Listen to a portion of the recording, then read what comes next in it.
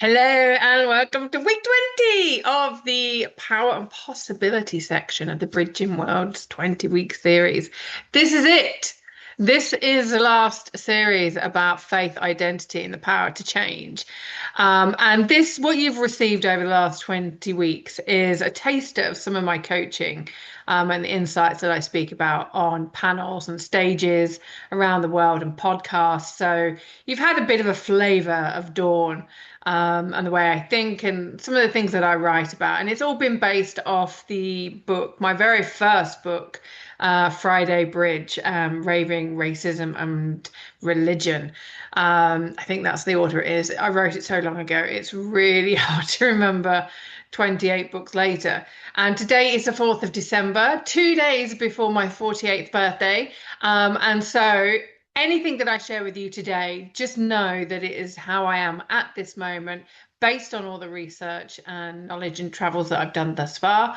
Anything after this, subject to change. So let's get cracking, or crack-a-lacking, as I think it's Donkey out of Shrek says that.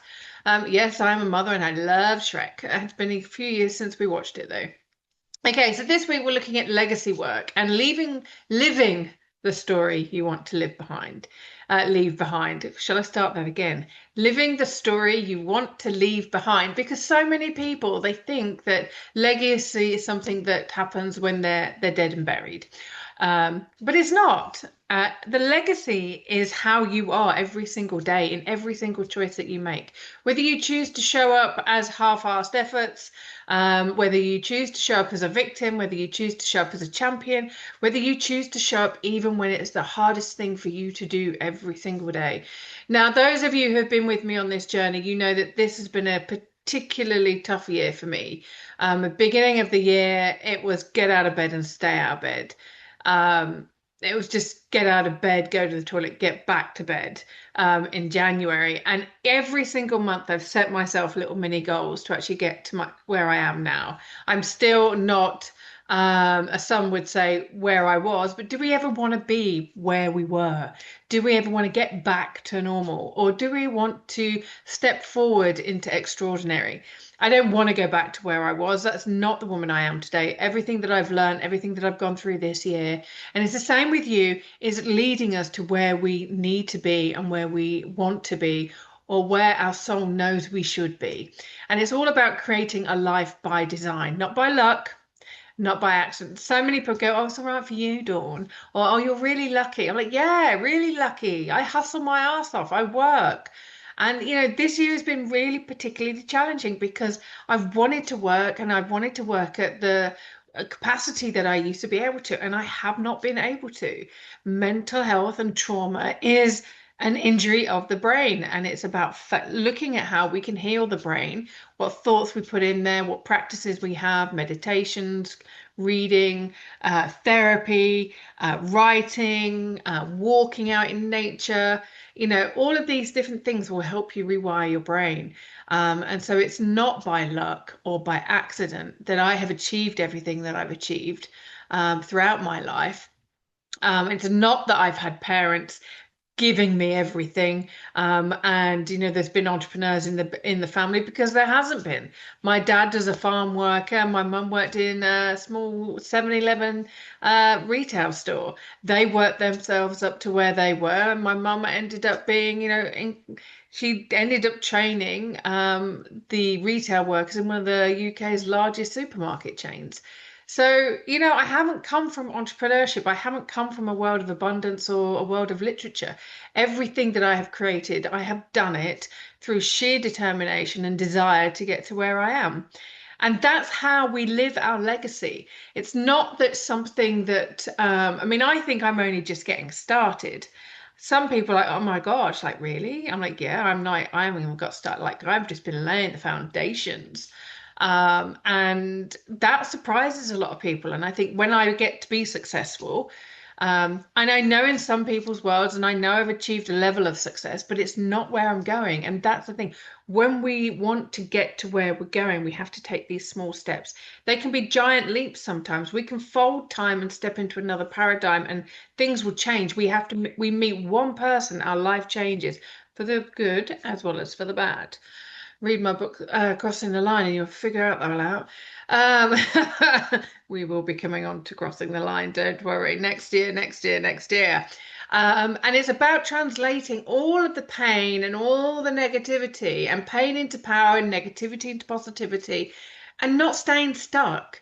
Going, these are the choices I've got at the moment. And they might be pretty crap choices, but they're still choices, and one will be better than the other. And when you choose the best of bad, you're still choosing the best. And it's like there's this meme that goes around, if you've woken up and only been able to give 40% and you've given 40%, that means you've still given 100% because you've given all that you could. And you know whether you've given all of you could. Now, I remember standing on stage back in, gosh, NASA had just been born. So that was like 2007, 2000. So it must have been 2008, because I was out of hospital and I was standing and I was moving forward. And I remember being an MC at a fundraising event for the Mothers Trust in Yorkshire, in Britain.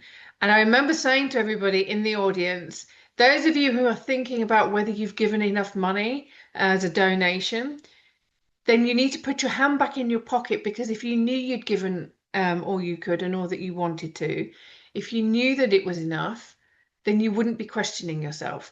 When you sit on the couch at night scoffing biscuits and watching Netflix, and you know that you should be getting up and going swimming or going for a run or doing a workout or going to meet friends or calling your parents, if you choose not to do it, it's still a choice. And you're choosing the one that's not getting you to where you need to go. And trust me, I know these things. It's like, oh, I really can't be asked to go walk to the pool. It's only a 5-minute walk, but it's really cold outside and I'm really cold and I really don't want to go and I've got this work to do and fuck it, I'm going to the pool. And that's the thing. It's not that I'm immune. It's just that I make different choices to a lot of people. I choose not to have extravagance all the time. I traveled the world with 33 kilos. I do not need a lot of clothes. I do not need a lot of things to feel good about myself. I don't need a lot of people around me to feel good about myself. I don't need someone else's opinion of me to feel good about myself.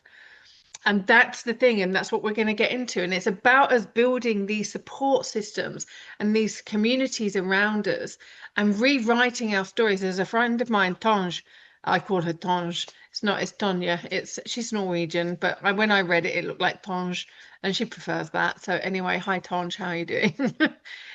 She would always say, change your story, change your life. And that's what we do. Like, if we change the story that we're playing in our heads, I can't do it. I don't know how to, I can't do it yet. Those 3 letters, Y-E-T, I can't do it yet. I don't know how to do it yet. I haven't achieved it yet. They change the game. They leave the door open for abundance and knowledge and wisdom and experience to flow to you. And they really do make a massive difference. So it's about making sure that the stories that you're creating in your head and in your environment and what people know about you and what people see about you, it's about making sure that that legacy that you're building creates something that's going to be evergreen, which is why I say to my authors every single time, if you write this book as it is now, it's going to be dated in 2 years, in 3 years. If you write it so it's evergreen, it's going to last generations. That's why I focus on human condition stories. That's why we choose to, when I work with my clients, I present the facts to them and I get them to choose. This is your option. You can either date your book like technology before it's even released to the public, or you can choose to make it evergreen. But you make the choice now. And that's what we get to do. We get to make a choice. And we get to learn about that leadership is not about continuity, is about continuity, not control or ego. It's about us creating this legacy. So with our children, it's about us sharing and supporting and guiding so that they get to continue on a path of greatness. So if we sit there and we make excuses and we bitch and we moan about lots of different things, then that's the pattern of behavior that we're setting. That's the tone that we're setting. And I know that sometimes when I share and write things on LinkedIn or in an article, I'm highlighting some of the negativities, but there's always a solution. There is always a reason why. It's always about getting people to think. Because when we start thinking, there's something that happens. It's like when you start running down a hill. Now, those of you who have run down a hill, you know what I'm talking about. You kind of get to a point down that hill where your legs start going faster than your brain, and sometimes you feel like you're going to fall forward. Um, that's what happens when you start thinking and start getting curious. Your brain speeds up, and then you get excited, and you're like, "Oh, if this is possible, and this is possible, and this is possible, everything is possible." You become I'm possible rather than the thing becoming impossible. And like I said, we get to turn insight into impact and courage into change that really lasts. Because I haven't told my boys no. I've said, well, do you want to do it? Okay, well, what are the risks involved? I've got them to think about it. You know, jumping off a wall, a garden wall, how high is it? Are you going to need to clamber down over one and hang one side and then just drop? Or are you going to jump? Or are you going to be jumping out of a plane and needing a parachute? Know the risks involved. Your choice. I'll be there to back you. But you've got to do the work first. You've got to actually look at the knowledge you're being shared or look at the that's being shared with you or that you are sharing with others so that your experiences and your knowledge and your expertise can change people's lives. To not do that is quite selfish. And my friend Gary will bring a different slant on the word selfish, but keeping all our knowledge to ourselves and not sharing it with the world, it is selfish. Yes, put a price on it. But don't be afraid of putting a price on your own experience and expertise because your price is not dependent on someone else's budget. It's dependent on your lifestyle and the knowledge you've gained and the experiences and the expertise you've gained. Just because one person can't afford it doesn't mean say others won't. You're pricing yourself into the right marketplace, and that takes courage because otherwise you'll be staying stuck and your life will just keep going around in a negative cycle. You have to break those cycles. And they're just some of the examples that I want to share with you today. And this is it. One of the things that when we were actually looking at the integrity to self, that's one of the things why we honor the prices that we charge. That's one of the reasons why we allow certain people access to us and other people not have close access to us. It's called proximity pricing. You don't see Beyonce hanging out on the bus stop, do you? You don't. And I saw something, I think it was Cristiano Ronaldo said, there's a reason why a Lamborghini has two seats and a bus has 52. And this is the thing, it's not because there are so many people that just want to take from you and they just want to ask you questions, questions, questions. They're along for a freebie. They're along for the ride. They're what I call the grossly obese inspiration eaters because they will be there as long as there's a freebie to be had. But when it comes to investing with themselves, where are they? Where are they?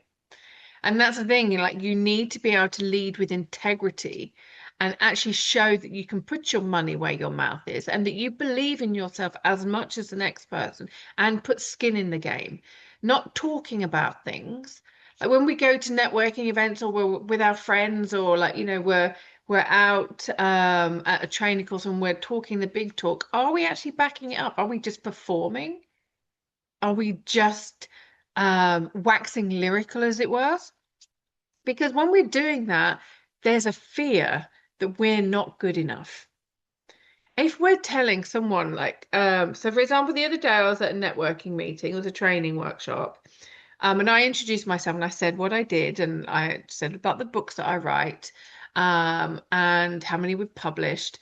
And this woman was so intimidated by what I've achieved that she actually had a go at me for triggering her. And my response, well, I'm sorry you feel triggered, but I'm not sorry for what I've achieved and that you feel uncomfortable. That's not my issue. I'm not here to make you happy. I'm not here to make you feel safe. That's your responsibility. And that's the thing. We're in a world where we are being told that we are responsible for everybody else, which lets everybody else off they're being responsible for themselves. And then we wonder why the world is in such a shit mess. There are lots of people that have zero or that started off with zero in some of the most undeveloped countries in this world that have gone on to achieve greatness. And then when we're here in Britain and people have lots of resources and lots of access to brilliance, they whinge and moan that they can't do anything. And it's like, you can. And that's one of the reasons why we've got where the way we choose to live and the way we choose to see the world and the way that we choose to see other people, whether it's jealousy, whether it's spite, whether it's fear, whether it's imposter syndrome, whether it's, you know, the wrong values that we're living by. This is all our legacy.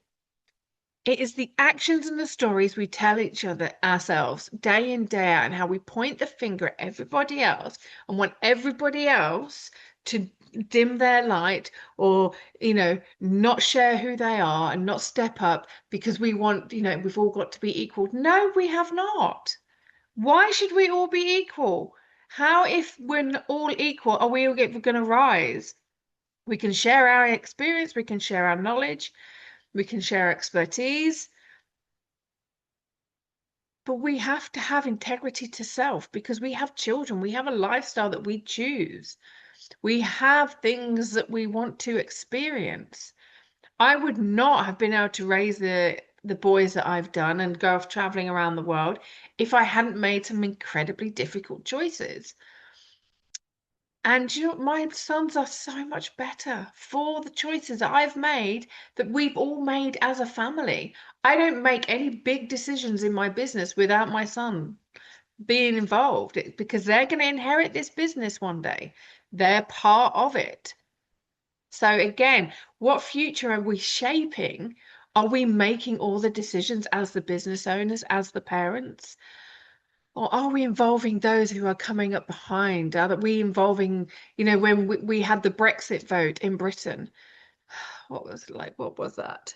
Anyway, but I sat down and I spoke with my sons for weeks and months ahead and said, right, okay, what do you think?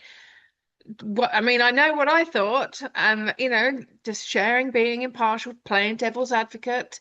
And I was like, I'm giving you my vote. We've got to decide it and here now together as a family because it's going to impact you longer than it's going to impact me. And this is the thing, when we do this and we actually build those strong relationships and we show that kind of, and we allow others to step into their leadership by sharing our own truth and who we are, then the world becomes a much better place because there's communication, there's community, there's collaboration. It's noticing co-working, it's a cooperative. Better than diversity and division and divide and divorce and divest. Some things we do need to divest from. But there we go. That's a different seminar for a different day. But again, if you're not showing up in your truth because you're worried how that might offend somebody, then you're putting their opinion of you above yourself. And that's not on. Your opinion of yourself is the most important.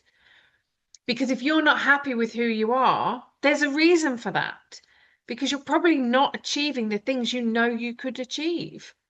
If you're not happy with who you are, you've got work to do. Go and do the deep inner work. Go and do the deep, dark nights of the soul, the deep, dark nights of the soul. Go and do that. Do the inner child work. My God, do the inner child work. Because when you do, magic happens. And I've already said that legacy is something that we live intentionally. I think you're getting the story here, right?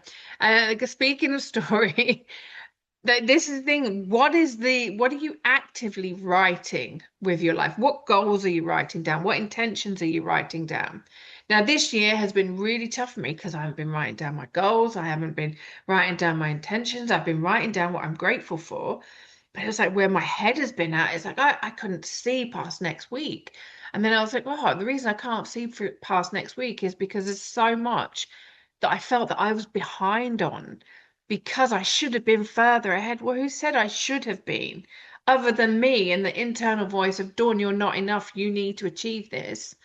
Whereas I've always been enough. I just had to realize that. And where does that come from? That comes from a mother who didn't think I was enough or kept putting herself down. And that was a narrative I grew up with. I've got something in my eye. That's what's really distracting me. Hang on. Um, oh. And again, it's like with the way in which, the food that we're cooking, or the food that we're making, this is not actively writing, but you're rewriting your health system. If to use my dog as an example, we went to the vet because, she kept scratching and she was scooting and she was like really scratching her ears and we're like, what's going on? But it was because when we had been before, she'd been on a kibble diet, which I'm not a fan of anyway. It's dead food. But the vet said, she's a senior now. She needs to be on this, as long as it's grain free, full of superfoods, and this should be fine. Salmon oil, she's a senior. I was like, yeah, it's making her ill. Not liking it. Did a bit of research. She's now on a dog raw food diet for sensitive. And you know what? Like the scooting, the itching, everything has changed. She's got more vitality. She's like a different dog. And that's the thing, when we look at what we're writing in our health system, the foods that we're choosing, that is us choosing a better version of ourselves. That is us writing a better lifestyle for ourselves. When we choose more education, when we choose to surround ourselves with better people, when we choose to surround ourselves with people who know more than us, when we pay and we invest in ourselves, we are rewriting our own narrative through conscious choices, through conscious actions. And that is where we get to have a much better life than what's gone before. That's not to say that the life we had before was shit or it was bad. It might have been, it might have felt that way, but that was where you were at the time that you were there with the skills and the knowledge and the experience that led you there. And then you get to make a choice, especially as an adult. You know, adults, we should not be going around blaming our parents. I could be here sitting and go, well, my mum said, my mum and dad, they said, they did, they thought, they lived their life. I'm a grown-ass woman. If I'm blaming my parents for stuff that's going on in my life today, I got work to do. That is just not taking responsibility. And that means that means you're not an adult. You're a child living in an adult's body. Because the moment you start taking responsibility for your life, is the moment your life changes. If you have had an accident and or you have been ill or something has happened, I've said this before in lots of the different sessions, that if we sit there and go, this happened to me, rather than this has happened for me, so I can learn something, so it can happen through me, so I can alchemize it and create this legacy. Because that is the thing, everything is happening for a reason. There are lessons for us all to learn and to pass on. When we look at the ancestors that have time gone by, when we look at the history books, obviously make sure you read both sides of history, all sides of history, or visit the countries like I did and actually have to, when I arrive in a country now, I know that I'm going to learn more about my own history just as much as I am about the history of the country, because we had to have our fingers in every single pie. We had to tell everybody how to be and what to do, what to believe. Yeah. Anyway, there we go. And that quite lovely, nicely segues into the integrity shapes the way others will remember us. I can go to a country, and and people know that I'm English, sometimes it's better for me to say I'm Scottish, because a lot of people don't like the English around the world. Here in Wales, don't like the English very much. And you can understand why when you look at the history. And I say Wales, but I learned something the other day that Wales is an English word that means the foreigners. But the Welsh word for this nation, for this country, is Cymru. I hope I'm saying that correctly. And that means to belong, that, that you from here. So the English actually gave Cymru a new name. They said, "You're the foreigners here." They were saying the English were telling the Welsh that they were foreigners in their own land. No wonder they don't like it. They are the downtrodden little brother, and some people still believe that. Some people are still living in a victim mode, and they do it all over the world. I'm not just saying about Wales or Cymru in England. And again, as you can probably tell, I'm changing the way I'm calling the country that I now live in, because it does not feel right to call it Wales anymore. For me, from here on in, I want to be able to call it Cymru, because it's out of respect for the people and the nation that I live in. You know, people in England, we call Egypt Egypt, but for me, it's Masr. It's Kahira, Philistine rather than Palestine. It's Urdun and Iskandria in Egypt. It's like in Masri. And again, it's like I've since coming back to Britain, I've struggled because I've like, okay, I've got to call these places by the British names so that the people here in Britain know what I'm talking about. And that's the problem when you learn, or when you have all of this knowledge. um, Sometimes it's just sometimes it is easier to keep it to yourself. Sometimes it's like, oh, do you know what? Sometimes I wish I didn't know what I knew. But then if I didn't know what I knew, I wouldn't be who I am, and it wouldn't have shaped me into the woman I am, and it wouldn't shape me into the writer and the author activist and the change maker and thought leader that I am. As you can tell, I don't really like those words, but there we go. And it's like, just for example, the word God, it's just a word in English. When people say God, they do mean Allah. They also mean Dieu. They also mean the creator. They do also mean Gus and universe and source. It's the same thing. It's the same magic. It's the same energy entity, because we can't really think that God is a man, because we could not create trees. We did not create wormholes. We did not create the cosmos and, all of the natural living world. We didn't create water. So how can we say that God is a man? We can't. It just does not, it's not scientifically possible. So again, it's like looking at the words, and this is what I go into in Friday Bridge. Like, how did I, as a thinking woman, or as a child at 15, think that I was a Muslim? It's like, well, I believe in the angels, I believe in the final day, and I believe, that there is one creator. Well, I believe those three, then, I must be Muslim. And that was where my knowledge was at that point. But the more I learned, the more I studied religion, the more I studied science, the more I studied quantum realm and, the cosmos. And I was like, wow, let's just like, and again, this is the thing, when we learn all of this and we have this curiosity about the world and about ourselves, we create such a powerful legacy. People won't agree with us, some people will. Some people will hate us, some people will love us. And the thing is, we've just got to show up as ourselves. That is the greatest legacy that we can ever leave behind, as well as create while we're living. Like we have to live the life we were born to live, rather than a life that's been borrowed. And we're not just a job. We're not just a job title. We're not just someone's mum. We're not just someone's dad or sister or someone's boss. We are a human being with these desires and these goals and these visions and these dreams. And if we're not living it, we're not living our legacy. If we're just doing a job to get by, but we're not studying to get the job we want or to the career we want or the lifestyle we want, why are we doing it? Why are we doing this job right here, right now? And who are we doing the job for? Who are we trying to impress? Is it ourselves, our higher version of self? Is it taking us to get to the highest version of self? Or is it because that's all that's available? And if it's all that's available, what's the next step? Because once you've got done this job that's all that's available, what have you learned? How is it taking you to the next step in life? You know, we could say, well, for example, this last week, we've had some interesting times here at DBI. Really interesting times. We've dropped the ball a few times on a few things, and you know, Whew, it's been interesting. There are things that should have been done that haven't been done, and it's like, oh my God, I'm not. And I've had a bit of a meltdown. I'm not a very good leader. I've dropped the ball. I haven't made it clear.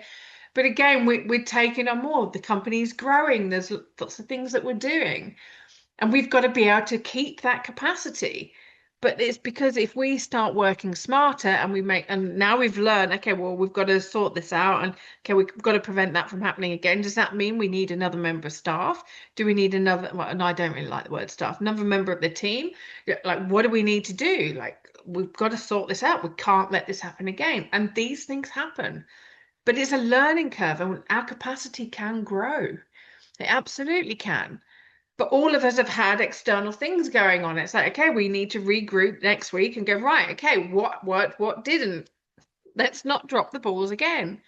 But again, we're creating legacy. I mean, I couldn't do what Khalid does. I couldn't do what Taid, I certainly can't do what Jerry does. And, just when I write, I have to hand it to my editor. I wouldn't be able to review my books the way that other people can because I'm too close to the story. And that's the thing, a lot of writers, they think that they can edit their own work. No, you can't. We cannot edit our own books. We cannot edit our own articles. And anyone who thinks that they can is delusional. And I say that with the greatest of love, because the thing is what our brain does is go, well, that's what I wanted to say, but that's what I wrote, but I can't see it. I know that many of you will have known about that Cambridge test where they will, as long as the first letter and the last letter of the word are in the right places, you can jumble all the letters up in the middle and you can still read it as is, and that's editing. That's a great explanation of editing. Well done, me. But again, you've got to step away from who you are right now, who you want to be. And my advice, take it or leave it, was when you are here right now and you want to become this person here, you need to go, okay, what's the person that I'm dreaming of becoming? Okay, I need to visualize what that is and break it down into steps. So this version of myself needs to get to that level. And when I'm that version of myself, then I set the goals for that. And then when I'm there and I set the goals, I begin with the end in mind and visualize yourself at least 3 levels ahead of where you are right now, because that helps you fold time. Because if you're already thinking about here, then you will start attracting those people that are going to help you get there. And what you think might be your next level, you might skip the next level. Those of us who've done any kind of sports, whether it's swimming or MMA, and we're going for the medal and we're going for, the next belt, we might do so well in our gradings that we will elevate up to levels. And I've included saying that Sensei Joel, loved Sensei Joel, was an incredible person for me and my 2 sons during my divorce and really helped us channel the pain that we were going through. So if you're looking for a good sensei, get yourself to Pride Martial Arts in Sheffield if you live there. I mean, I wouldn't recommend going from Manchester to Sheffield unless you really want to. But Sensei Joel in Sheffield, thank you so much. But he used to say, bad habits are easy to make but hard to live with, and good habits are hard to make but easy to live with. Now, I know that he'll have got this from somewhere else, but I wanted to acknowledge Sensei Joel. And again, this is a legacy thing because this was really drummed into me and my boys, and that is part of his legacy. He learned that from somewhere else, and then he's passed it on. And then for every student he's had in his dojo, we have now passed that on. Another great thing that he taught us, again, I don't know where he learned this from, whether he came up with it himself, was that if you're out with your children, and one of the things you're supposed to would be a really great thing for us to teach our children, is if someone takes our children, instead of them kicking and screaming, they need to shout something along the lines of, this is not my mummy, this is not my daddy. Because most of the time, when we see a child kicking and screaming, we think, oh, yeah, not being given the toy they wanted, or they weren't given a bar of chocolate, or oh my gosh, we don't know that that person taking them is not their parents. So, again, teaching our children something different to protect them and to actually bring attention to it. There's lots of things that we've learned in human trafficking, where you grab somebody and you make signs behind your back. Again, it's to alert people to the fact that you are being trafficked or that you are not safe. We're seeing it in lots of bars and toilets and conference centers and public toilets now. In the women's, you go and ask for a certain person by a certain name at a certain desk. Then they will know that you are in trouble. We see it when we go to the doctors. You mark something, you write in a certain color pen your name, and then that person will know whether you're in trouble or not. Again, these are things that we pass on, and these all become our legacy. And these habits that we learn something and we pass it on, that's a good habit. But the problem that what Sensei was talking about is bad habits are easy to make because they actually lots of people have them. And lots of people don't want you to make good habits because then it shines a light on their bad habits. So that makes them hard to live with. But good habits are hard to make because not a lot of people want you to be the greatest version of yourself. That's why your environment is so important. Know the silent saboteurs. That peer pressure that you live with, and the labels that people want. Okay, well, I'm an international bestseller. Well, are you? Are you really? Did you sell 3 books in a really obscure category because you sold them, or you sold 10 books or 15 books in that category because you reduced the price of your book to 99 pence for 24 hours? And do people really care whether it's an international best-selling book or not? As a reader, not really. It's just an ego thing. Yes, it helps you get career advancements, but again, what is that label for? Really, what's it helping? Has it meant that you have readers forever? Not unless you're showing up for your book. Someone asked me today, how are you connecting with your readers? I connect with them in lots of different ways. I talk to people on trains. I, hand out bookmarks to people, about my books. I do events. I do podcasts. I talk about them, and I do these things to highlight the content and the stories in my books. You'll learn more about Sensei Joel in my book, Crossing the Line. Again, next year, Crossing the Line. Ooh. And again, like the labels, are we looking for material labels?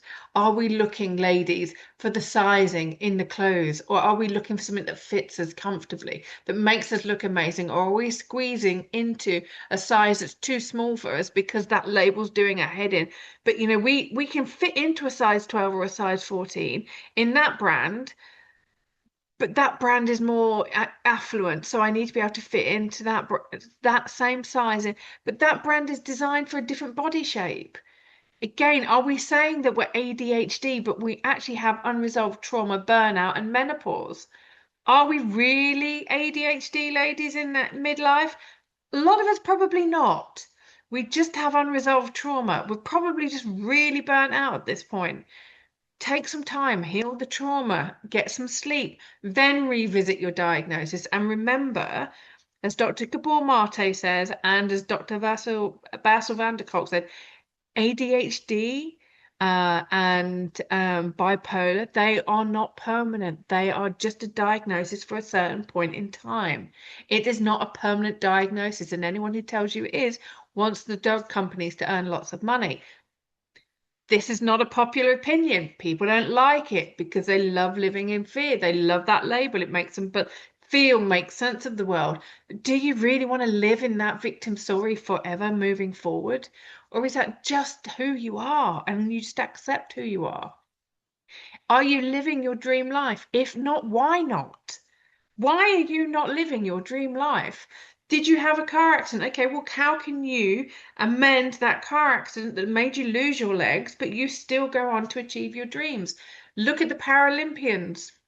Look at the sports models. Look at lots of different people become so many incredible people because even though they've lost limbs, even though they've had an accident, even though they've been through trauma.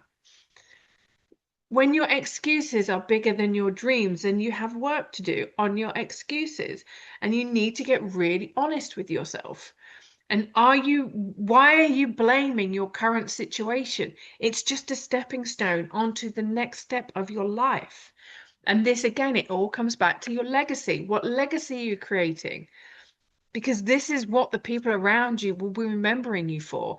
The victim mentality, the poor me, the suffering Susan, and oh God. Friday on the train, there was a woman, like four trains had been cancelled. We were all standing up and she wanted her seat. I'm like, yeah, we all want our seat, but our seats are on different trains that are not going anywhere. But I want my seat. Just will you shut up about your seat, love? There was another woman so obsessed with this seat. She doesn't even own the seat. And it was her seat, but she wasn't going to move to help people get on and off the train because she was just in this seat. And so we go, oh, but we don't know what she's going through. She might be going through trauma. She'll be going through more trauma the more people that are upset with her than moving next to the seat so people can get on and off the train. Again, a bit of self-awareness goes a long way. Are you going to be those two women moaning about their seat on a train, or are you going to be the people that make fun? You know what? At least we're moving. It's great. People were coming together, offering water to people, passing things along, and we the rest of us were having a great time. Not the people who are hanging on to their seat, though. And again, it's looking at what is the legacy that you are passing on. Even in those few moments, you are creating a ripple effect. And God bless you, have your seat.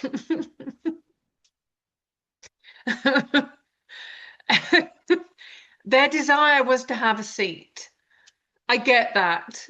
Traveling an hour and a half on the train without a seat, put your coat down, put your bag down, sit on the floor, your clothes can get washed. It's not a big deal. Some people have bombs dropping on them. Some people are facing famine and genocide, and you're worried about your seat.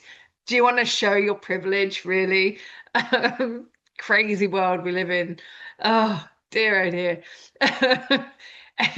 So looking at your current choices and your life's desire, making sure that the things that you're hanging on to, the things that you're fixating on, are not stopping you from achieving something much greater.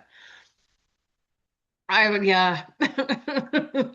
And understanding where those fixations and all your excuses come from. Because when you identify that, that's where you're going to find your power.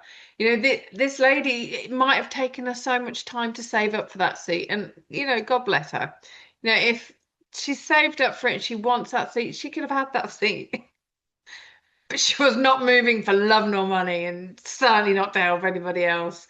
Very selfish, very unaware. But it's created comedy. Happy days.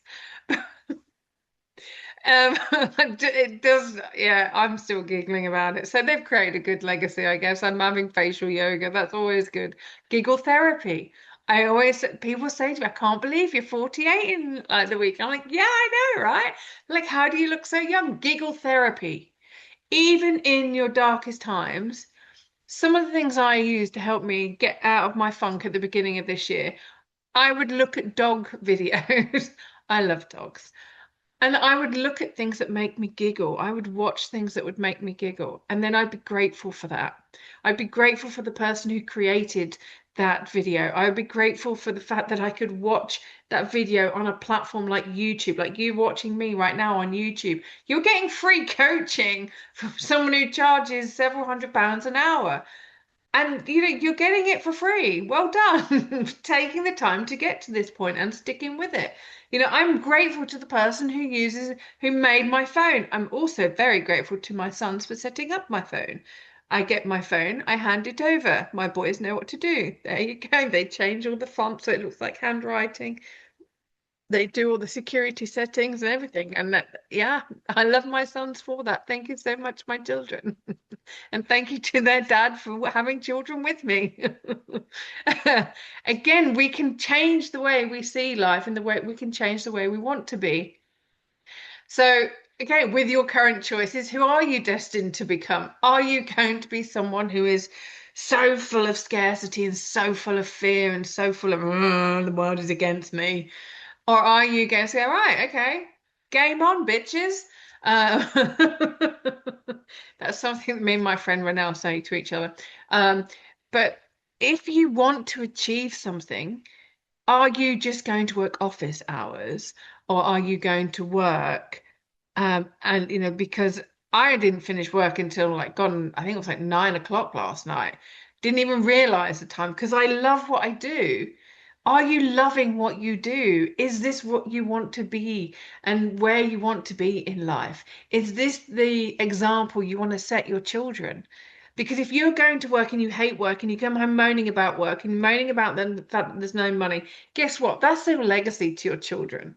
If you're a single mum making excuses and blaming your kids because you cannot do things because of your kids, that's a really horrible thing to do. Blaming your kids for you choosing the lifestyle that you have instead of choosing to get ahead in life. A friend of mine, Holly Watt, she's just created a book on beautiful. Obviously, it's black because that's her signature. You but better. Very, very cool book. Nice hardback, stylish, of course, it's Holly. Um, but just go and buy her journal. It's a gratitude journal, a goal setting. Very simple, very elegant, very powerful. Holly Watt, but you but better. Go and buy it. It's not the kind of thing I would write, because it's not my kind of book.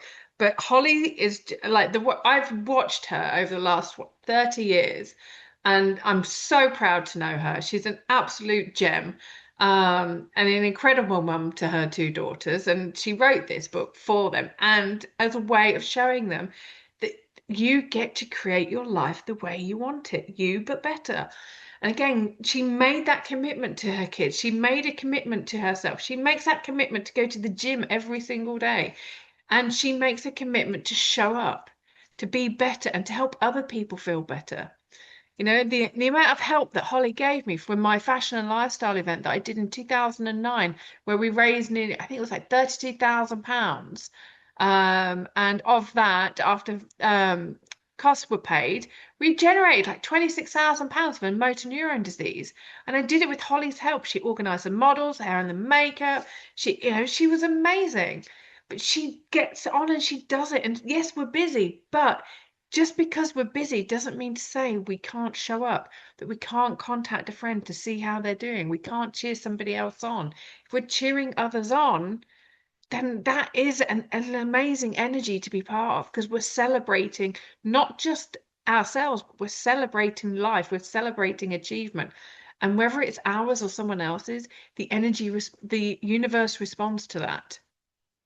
Again, so reflect, recommit, make a commitment to live with more clarity, more courage, more integrity, and more celebration. Turn the negatives into positives and your pain into power and hope for others. And I said it last week, and I thought it was a bloody brilliant thing that I said. And I'm like going to keep saying it. Mean what you meme, because so many people share these memes, they create these memes, but do they mean them? Or are they just going, oh, yeah, that resonates and I'll share that? Mean it. Mean what you mean and choose joy, choose you, and well, choose life and choose you because you've only got one life in this here and now. You might have lots of versions of yourself, but you've just got this one life. Don't let it pass you by. Soul will always know. Soul always knows. Absolutely always know. So if you're not happy, that's your soul telling you to make some changes. If you are not achieving the things you want to achieve, that means you're in the wrong path. Going in the wrong direction. It's one of the reasons why I'm changing the way my business is running. We had to make some changes because me being ill this year took a lot from me and it impacted my business and I can't have that. I want to provide jobs for other people. I want to be able to create healing and knowledge and experience and education for others. I want to be able to give back to the people. And life by design, I say this so much. Life is not an accident. You can create your life. You can design it the way you want to. You just have to invest time, effort, and some money into doing so because your ideas and your voice matter. Again, this is something I say to my boys all the time. And my last two things, I have these pinned up in my kitchen. And I've had them there. I don't know how long I've had them there. I mean, gosh, since I moved out of home, I think. Live to laugh and laugh to live. Laughter is the best medicine, giggle therapy. And when you live a life you love, you get to giggle every day. And giggling is some of the best medicine. It really, really is. So that is it from me. That's it from the series. I hope that you've enjoyed today. I know I have. And I'm going to switch now because I want to show you something that all the other people have done that have worked with me, all the people that have created a book that I mean, I know a lot of them I've written, but these people have shared their story with me. Alpha, Pandora, Layla, Moana, Annie, Faith, excuse me. The people who collaborated with the menopause book, the ladies who, oh my God, the incredible ladies with the Owning Our Ovaries book that we launched last week. Lara, um, the book that Beth did, Al, who's done War, sorry, Umberto, who's, I know him as Al. He's written Eye of the Nomad. We're nearly finishing book 2. Then you've got Amanda with her 2 books. You've got Steve, who interviewed all those men for the book Tough to Talk, and Debbie, who created that anthology for women with mental health issues. Crystal, she showed up and shared with people and worked with me on developing the book 51 Powerful P's of Public Speaking. Jake, he wrote his story about being a Marine. Lani, she led other people to talk about standing in strength. And Corey, my gosh, that story is powerful. It's taken him some time. Is there going to be a volume 2 or is that just going to be it? Then you've got Jocelyn, who shares the story of 16 people. And then Carmel, who so bravely stepped up and shared her story. And last but by no means least, Mr. Nath Bry. On his 3rd book, he's published the 3rd book. He's now working on book 4. Incredible, incredible storyteller. There is a lot of truth behind these fiction books. But that's all we can say. If you have a legacy, if there's something you want to do to inspire others and you want to create some legacy, whether it's leading people like Lani does, being a women's strength advocate, whether you want to talk about mental health issues here or standing on stage and sharing your story, or whether you want to write a story, truth as fiction like Lara did, and take a situation and create something like Amanda, or like the incredible people who have shared their story of me and the stories I've shared. If you want to create a legacy through literature, whether it's bibliotherapy or whether it's just a game-changing book, then contact me and get yourself booked in to my author strategy sessions. As you can see here, you've got some sessions here on the 9th and the 15th and the 16th. Got quite a few on the 16th. Oh no, it's only about an hour, a couple of hours there. I don't know why I've got dates on the 22nd, 23rd, but if you're around and I've not blocked them off by then you can have them. I don't really stop, but I am stopping here because my sons are going to come visit.